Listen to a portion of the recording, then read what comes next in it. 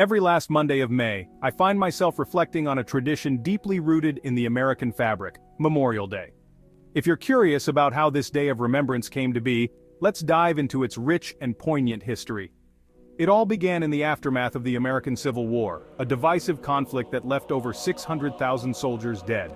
The sheer scale of this loss meant that almost every community in the United States had been touched by the war. In 1868, General John A. Logan, leader of an organization for Northern Civil War veterans, called for a nationwide day of remembrance at the end of May. He chose this time because it wasn't the anniversary of any particular battle, but a time when flowers would be in full bloom across the country.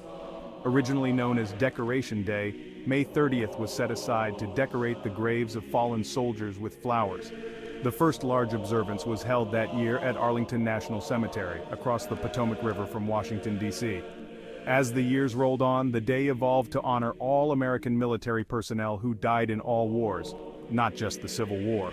It was a powerful way to heal a nation still scarred by conflict, turning remembrance into a collective act of patriotic duty. However, it wasn't until after World War I that the scope of Memorial Day expanded to honor those who had died in all American wars.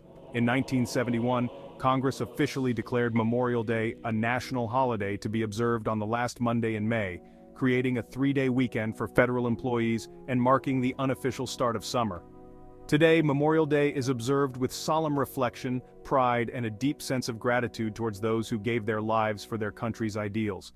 Parades, speeches, and at 3 p.m., a moment of national pause, the national moment of remembrance.